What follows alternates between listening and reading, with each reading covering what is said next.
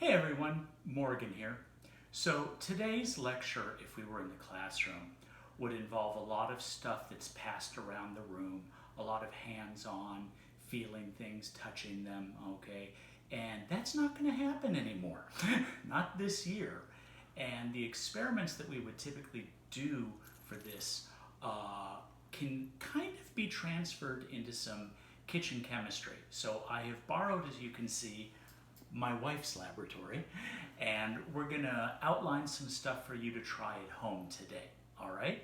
We're talking about density, and density is mass per unit volume. It's the amount of stuff per unit of space. So the first thing I've got here is called a density column, and this is something that you can do at home. So over here I have a variety of household products. This is Karo syrup, or you can use molasses, or perhaps maple syrup. This is a cup of hot chocolate. I don't drink coffee. They typically recommend using coffee to do this. Some cooking oil and rubbing alcohol. Now, rubbing alcohol would be very difficult to see, so what I did was I added a drop of food coloring to it. Now, I've put them into this graduated cylinder. Now, you can do this with any tall, skinny glass that you can see into. And what happens is they've layered. Now, I knew what order to pour them in. If you don't know the order, that's fine, because what'll happen is they'll separate out over time. It might take 15 minutes to half an hour, but it'll happen. So down here at the bottom, I'm going to rotate this around so we've got this cut out here and you can see a little bit better. I've got the Karo syrup, and the reason it's at the bottom is because it's the densest of the liquids. Its density is about 1.4 grams per milliliter. Now above that is the hot chocolate. Now that is basically a water solution. So its density is about 1 gram per milliliter. Now above that is the cooking oil. Now the cooking oil it's really variable what the density is going to be depending upon what type of oil it is, somewhere around 0.9 grams per milliliter. And now the rubbing alcohol is somewhere in the area of 0.8 grams per milliliter, and that one drop there of the food coloring is really not going to affect it. So the densest layer is on the bottom, and the least dense layer is going to be on the top. So you can think about what things you've got at home that you might be able to use to do something like this. You've probably got rubbing alcohol. You've probably got cooking oil. Karo syrup or something similar is probably in the kitchen. Coffee, hot chocolate. If not, maybe just use water with a little food coloring in it. And make sure you talk to your parents about this before you do it. And if you have younger siblings at home, this might actually be something you can use to entertain them for half an hour. Okay? Get them involved in the learning process. All right. Now the next thing we're going to look at, I've got this very large container, okay? And this one is actually sold in places like Smart and Final for holding a big supply of flour or sugar. And I just needed a big container that I could put a lot of water in it, okay? And I've got 2 cans of soda, all right? One of them, a regular Coca-Cola, and the other one, Diet Coca-Cola. Now, if you want to try this, you need to make sure that you have 2 cans that are the same volume. They're the same size. Now, when I hold these 2 cans together, they really look to be the same size. I read the labels on them, okay, and this one is labeled 16 fluid ounces, 473 milliliters, and this one is labeled 16 fluid ounces, 473 milliliters. They have the same volume. And you know what?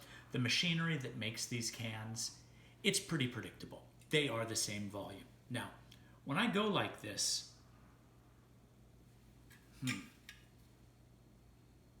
I think they have the same mass. I really do. Okay? This is the type of thing where I'd be calling somebody up and having them, take one in each hand and having them decide. And almost always people are saying, yep, they have the same mass. Okay? I don't have a laboratory assistant right now. My cat's asleep on the couch. I asked him if he would help, and he just kind of snored. Sorry. He's that way. So I'm going to put them both into the water. Now, to make it a little easier to see, I'm going to hold up this little towel here as a background. Now, I'm glad that they're close together, and I'm hoping it's making it easy for you to notice that the Diet Coke is actually floating. There's a space between it and the bottom of the container. And the regular Coke has sunk to the bottom of this container. Now, what that means is the regular soda is denser than water. And we mean the can, the whole volume, the whole object is denser than water. If I push down, it's not moving.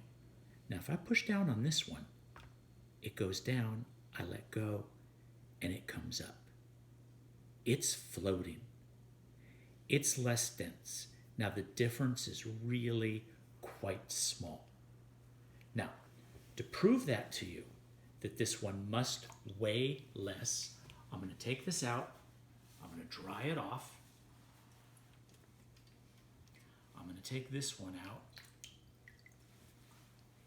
And I'm going to dry it off. Now, I don't know if you would have this at home in your kitchen or not, okay? But this is a kitchen scale, all right? And this one can be set for pounds and ounces, or it can be set for grams. I currently have this one set for grams. So the Diet Coke, I'm going to put this on here, and I'm getting 493 grams. Excuse me. Now I take this one, and I put it on the regular soda, and I'm getting 510 grams. It's really a small difference, 17 grams. That's really only about 3 nickels. But it's enough of a difference that the density of the regular soda is more than the density of water, and it causes it to sink. Now, for the final thing here, and this is something that's going to be kind of an extracurricular, a little contest. I'm going to have you make a boat, and it's going to be a boat made out of metal. Now, can metal float? That's an interesting question. I got some coins here, okay? Regular US minted coins. They're made out of metal. And I'm going to grab one of them, and I'm going to drop it in the water. Yep, it sank. And that's exactly what you would have expected. That's because all that metal is in a pretty compact volume. Now, I've been on Navy ships that are made out of metal, big aircraft carriers. I've been on cruise ships that are made out of metal. They're floating. Why? It has to do with the shape and that they're hollow inside, and that the overall volume of that ship makes it so that it's less dense than water. Let's keep reminding you the density of water is 1.00 grams per milliliter. So what I want you to do is get some aluminum foil. Now, this is nothing special. In fact, this is aluminum foil out of a pack that I got at the Dollar Tree, which is just up the street. It's about a block and a half from my house. We go there all the time. So this is some pretty cheap aluminum foil. I folded it up very simply, and I'm going to put it in there. And I want you all to make an aluminum foil boat. And then I want you to take pennies. Now, I've got some other coins here, but I want you to photograph your boat, maybe even do a little video of it, as you stack coins in it. And we're going to give out a little prize to whoever makes the boat that supports the most pennies before it sinks. Now, if you don't have a container like this, fine.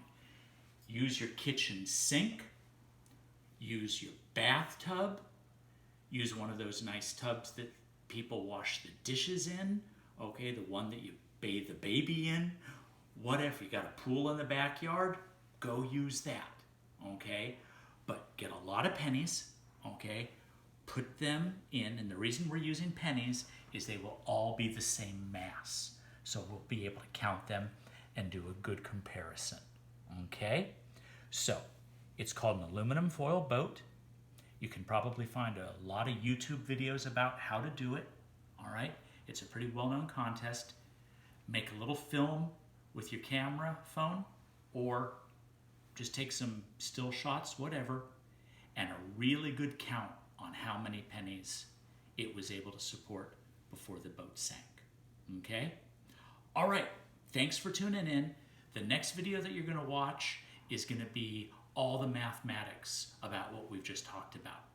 Thanks for tuning in. This has been Morgan. Have a good day.